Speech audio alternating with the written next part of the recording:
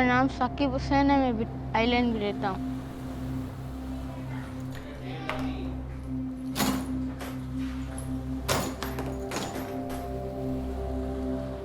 मेरा नाम मोहम्मद आमिर है, मैं बिट जजीरा का रहने वाला हूँ।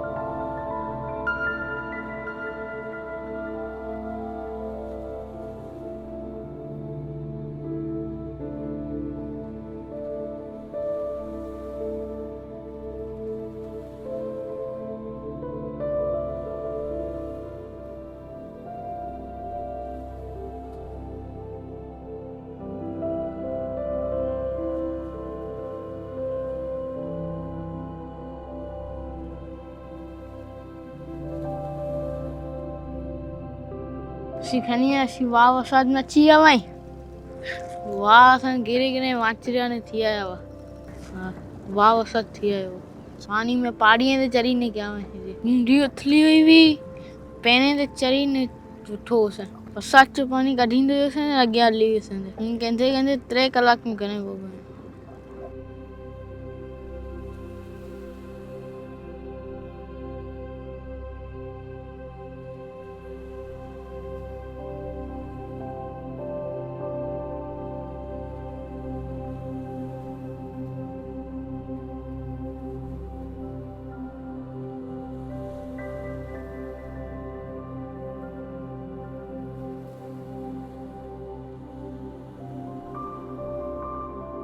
दिन में हम मच्छी पकड़ने जाते हैं और हमारी जारी लगती है 600, 500, 700। दिन में 3 किलो 4 किलो पकड़ लेते हैं। बाकी थियो ना पक्के दफा थियो हमी कान वो ढूंढो में चढ़ी पियो सा।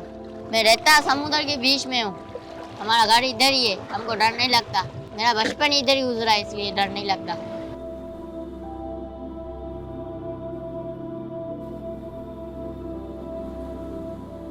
जिस तरीके से ये पानी के अंदर जाते हैं, अपना रोजगार तलाश करते हैं, आप खुद भी सोचें कि यार पानी के अंदर तो मतलब हवा भी होती है, हाई टाइड पानी रहता है, डूबने का अंदेशा होता है। बंदा मतलब चलो बच्चा तैराकी है, मैं मानता हूँ, ठीक है। अब ये कितना तैर सकता है जब ये मतलब अगर हवा और तूफान वगैरह मतलब उसकी लपेट में अगर ये बच्चा आ जाए, तो आप खुद सोचें कि मतलब ये किस तरीके से अपने मतलब मेंटेन करता है और किस तरीके से मतलब अपनी कश्ती को मतलब उल्टी हुई कश्ती को मतलब सीधी करके और उसके ऊपर बैठना और फिशिंग करके मतलब एक हिम्मत की इनकी मतलब दाद देनी पड़ेगी, जो मतलब ये रोजगार अपना तलाश करके मतलब अपने घर को रवाना होते हैं।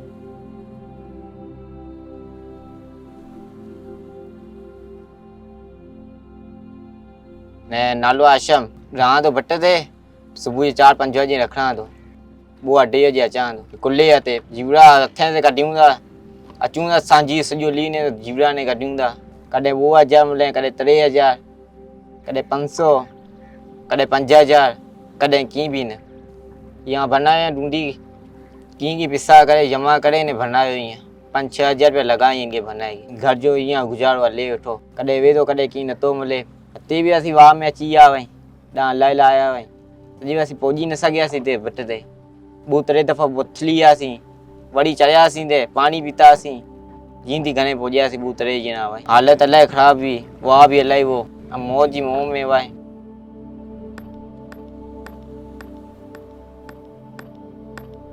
ये ड्रम हम ले आते हैं 2500, 2600 या 2700।